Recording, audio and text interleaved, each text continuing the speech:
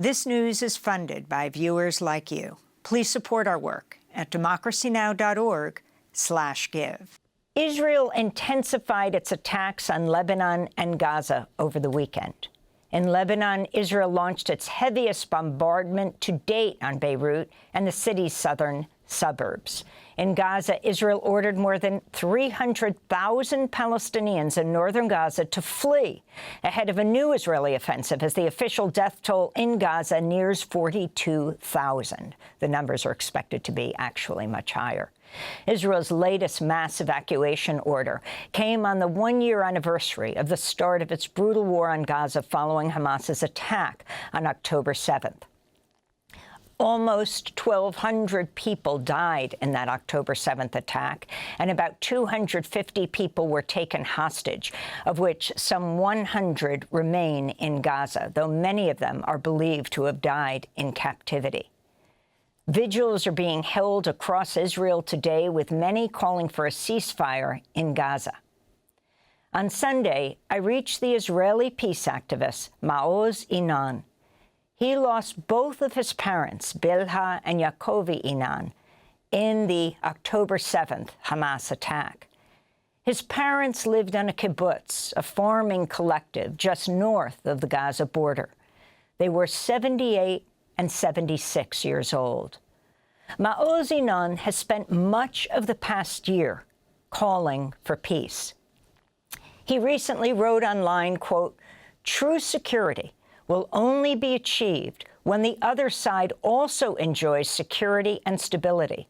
Morally, we cannot justify the killing of innocent people as part of the fight against terrorism. The harm to hundreds of innocent civilians is neither reasonable nor acceptable.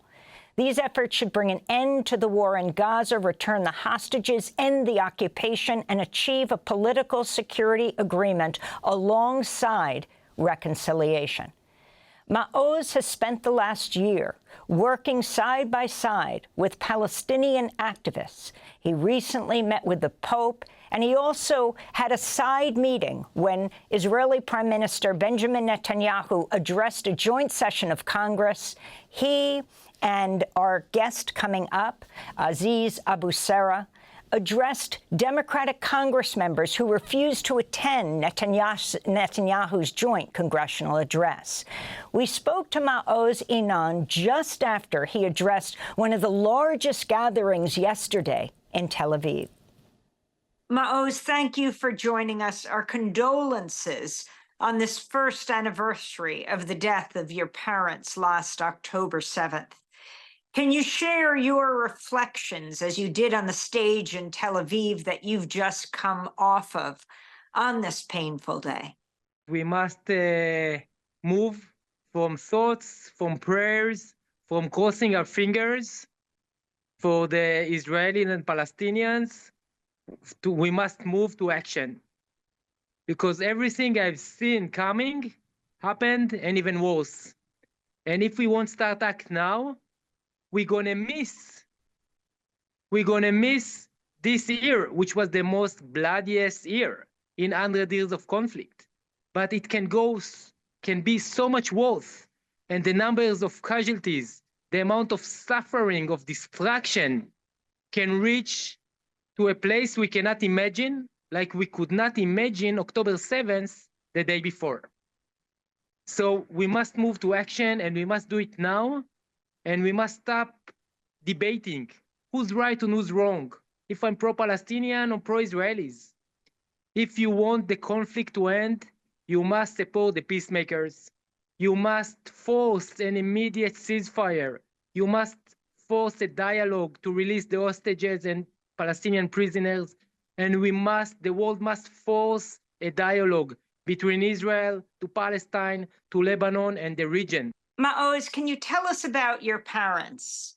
How, as a result of their deaths a year ago, you became one of the most prominent Israeli peace activists today? My parents were loving parents. They were just supporting and caring for me and my 4 siblings and for their 11 grandchildren. And in October, now we are in October, and it's the season my father would sow wheat in the fields. For 60 years, my father was a farmer. For 60 years, he was sowing wheat in the fields of Israel. And it doesn't matter how devastating the year before was. If it was through floods or a drought, he would always sow again. And I would keep asking him, Daddy, what are you doing? Why don't you give up? How come you don't do something else? And he was keep telling me year after year, Maoz, my son, next year will be better. Next year will be better, and I have the agency to make it better. So we all have the agency to make the future better. And I shared it also so many places that I had a dream. And in my dream, I saw the path to peace and reconciliation. I saw it in my dreams. And my mom was a very, very talented mandala painter. She painted thousands of mandalas. And from all the 1,000 mandalas she ever painted, she gave me only one, 8 years ago. And there she wrote, we can fulfill all our dreams if we'll have the courage to chase them. My mom gave me the ability to dream. What, unfortunately, all the current global politicians lack the ability to dream of a better future. They are just debating and fighting over the past and the present, but they are not building, shaping, envisioning us a better future.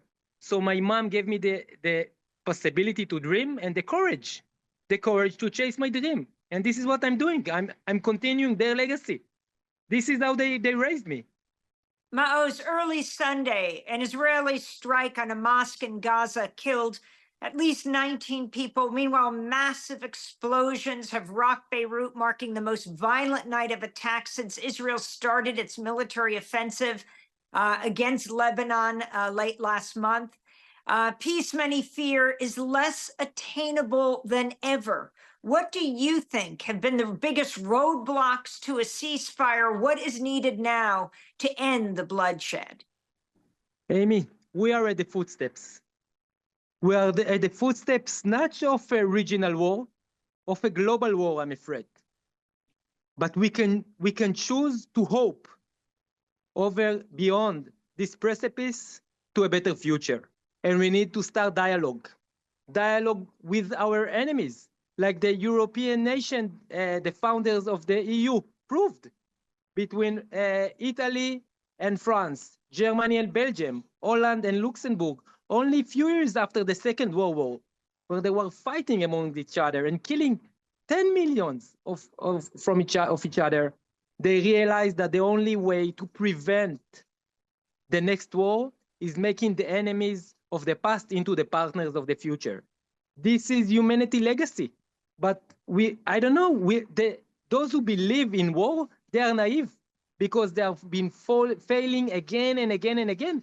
So we now must force our leaders, our politicians, to give us concrete answers. What they are envisioning for the future and how they're going to take us there. It cannot be by bombs. We're about to show clips of The Path Forward, a film that was made about you and your work with the Palestinian peace activist Aziz Abu Sada. You lost your parents a year ago. He lost his brother after he was imprisoned by Israel when he was a young man.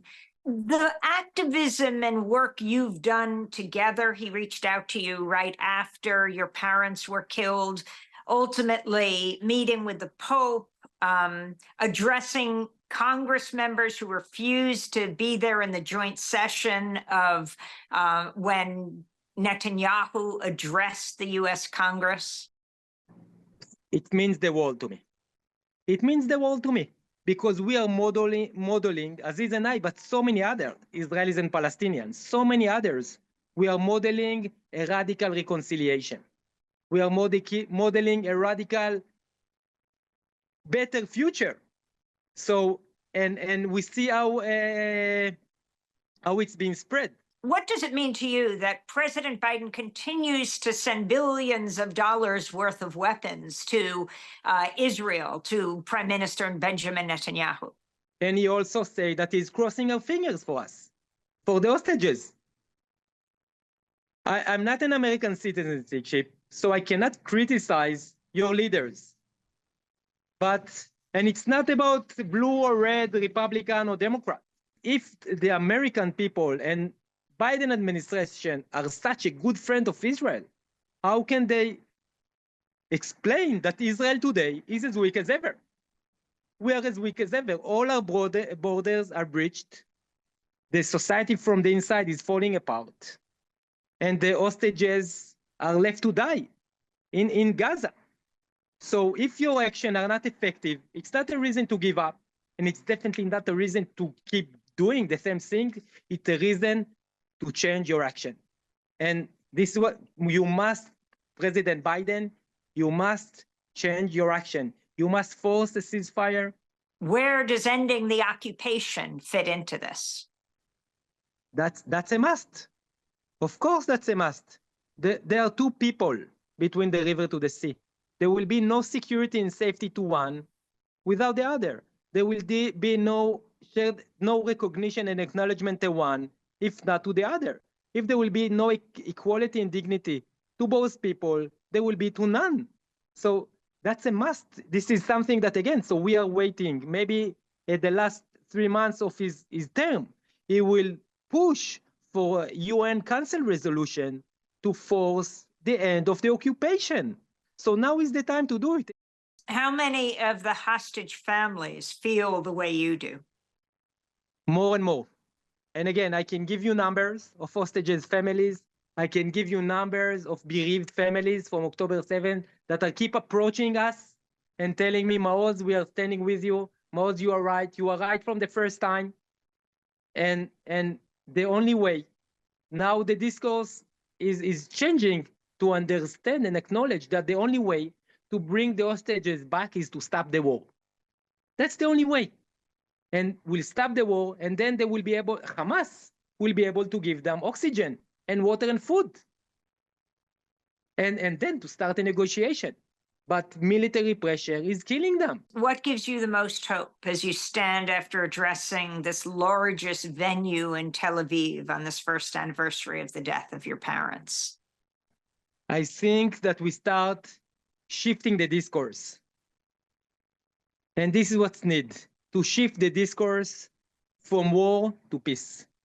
And when I was saying the same words, Amy, few days after my parents died, that we must stop the war, we must bring the hostages, that should be the first priority, and we must start a peace process.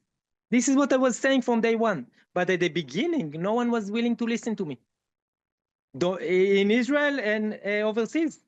And now I have no time in my day and night to answer and get all those requests to speak, to be interviewed from Israelis and internationally. So we are shifting the discourse, and we are working very hard. We are working very hard, but I won so many brothers and sisters in the last year that started with losing my parents. But I won so many brothers and sisters, Palestinian Israelis, from the international community. And my brothers and sisters, they are not giving me hope. We are making hope together. The Israeli peace activist Maoz Inon, his parents, Bilha and Yakovi Inon, were killed in the October 7th Hamas attack 1 year ago today. Democracy Now! Is funded by viewers like you. Please give today at democracynow.org/give.